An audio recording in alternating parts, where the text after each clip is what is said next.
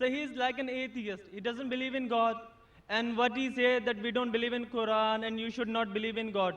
Why in this 21st century you are believing in Almighty God? This in modern era, the science technology is that much higher. Then why should you believe in God? You should not believe in God. You should do what is better for human beings. Thank you.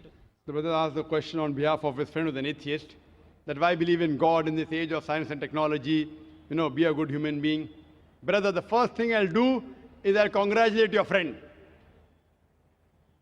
Why? Because most of the human beings, unfortunately, they are doing blind belief. He's a Hindu because father is a Hindu. He's a Christian because father is a Christian. Some people are Muslim because the father is a Muslim. This friend of yours, atheist, is thinking. He may be coming from a religious background, but he may not agree that the God which his parents worship, they are worth being called as God. So the reason I congratulate him is because he has said the first part of the Islamic Shahada, La ilaha, there is no God. The only thing I have to do is prove to do illallah but Allah, which I shall do inshallah. So this person, half my job is done. To the other non-Muslim first, I have to prove to him the God is worshipping is false God. And then prove to him about true Allah subhanahu wa ta'ala. This non-Muslim is an atheist, half my job is done. He's already said the first part of the Islamic Shahada, La ilaha, there is no God. The only thing I have to do is illallah but Allah, which I shall do inshallah. Now since you said your friend believes in science and technology and the world is advancing, I will ask the atheist a question, that suppose an equipment is brought in front of him, who no one in the world has ever seen. And if the question is asked to your friend, that who will be the first person who will be able to tell you the mechanism of this equipment who no one in the world has seen? Who is the first person? And the reply he will give, he may say that the manufacturer, or he may say the inventor, or he may say the creator, or he may say the maker. Whatever he says, it will be somewhat similar. Either creator, maker, manufacturer, inventor, whatever it is, it will be similar. And the second person is, whoever the creator, inventor, manufacturer has told, he'll be the second person. But the first person would be the creator, the manufacturer, the inventor. Keep this answer at the back of your mind. And ask him the next question, that how did our universe come into existence? So he will tell you that, today science is advanced and we have come to know that our universe was once a primary nebula. Then there was a big bang. There was a secondary separation, which gave rise to galaxies, the stars, the sun, the moon, and the earth on which we live. When did you come to know this?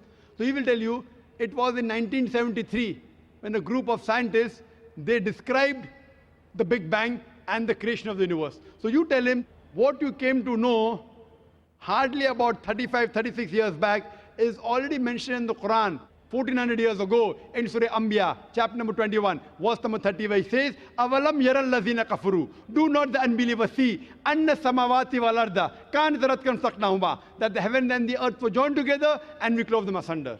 Who could have mentioned this in the Quran 1400 years ago? So the atheist may say, maybe it was a fluke. Don't argue. Continue. Ask him the next question. What is the shape of the earth? So he will tell you, previously, the human beings thought that the earth on which we live is flat. It was in 1579, when Sir Francis Drake, when he sailed around the earth, he proved that the earth is spherical. You came to know in 1579, hardly 400 years back. Quran mentions 1400 years ago. It's mentioned in the Quran in Surah Naziyat, chapter number 79, verse number 30. Wal arda ba'da zalika dahaha. And thereafter, we have made the earth egg-shaped. Dahaha, one of its meanings is an expanse, and the earth is an expanse. The other meaning is derived from the Arabic word duya, which means an egg. And it does not refer to a normal egg. And we know today that the world is not completely round like a ball. It is flattened from the pole. It is geospherical in shape. And the Arabic word dahaha doesn't refer to a normal egg. It specifically refers to the egg of an ostrich.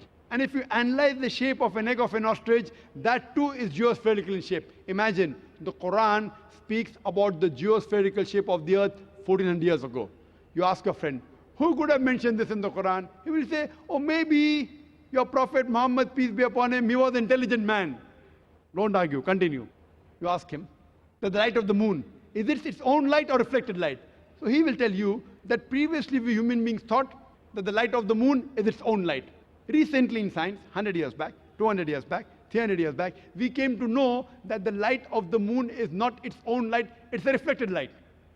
What you came to know recently is mentioned in the Quran 1400 years ago in Surah Furqan, chapter number 25, verse number 61. The Quran says the light of the sun is its own light, and the light of the moon is described as munir or nur, meaning borrowed light or reflection of light. So who could have mentioned that the light of the moon is not its own light but reflected light 14 years ago? He may give a pause and say, okay, maybe your prophet was very, very intelligent. Don't argue. Continue. I learned in school that the sun, though it revolved in the solar system, in the galaxy, it did not rotate about its own axis. Is that what is mentioned in the Quran? No, that is what I learned in school. We were in 1982. 1982, 27 years back, I had learned that the sun was stationary. But Quran says in Surah Anbiya, chapter number 21, verse number 33, Huwa allazi khalaqal layla wan nahara. It is Allah who has created the night and the day. Wa shamsa wal qamar, the sun and the moon. Kullun fi falakin yasbahun. Each one traveling in orbit with its own motion. The Arabic word yasbahun means it describes the motion of a moving body. So Quran says the sun and the moon, besides revolving, it even rotates about its own axis. And today science has come to know that the sun takes approximately 25 days to complete one rotation. Who could have mentioned this in the Quran 1400 years back, which we came to know recently, hardly 20 years back, 30 years back? He'll give a pause. Don't wait for the answer. You can continue. Quran speaks about that the sky, Almighty God, has made a protected ceiling. Without it, life cannot exist on the face of the earth. In Surah Anbiya, chapter number 21, verse number 32. Quran speaks about water cycle in several places in the Quran. In Surah Az-Zumur, chapter 39, verse number 21. In Surah Rum, chapter number 30, verse 24. In Surah Hijr, chapter 15, verse 22. In Surah Mu'minun, chapter 23, verse number 18. In Surah Nur, chapter number 24, verse number 40. In Surah Araf, chapter number 7, verse 57.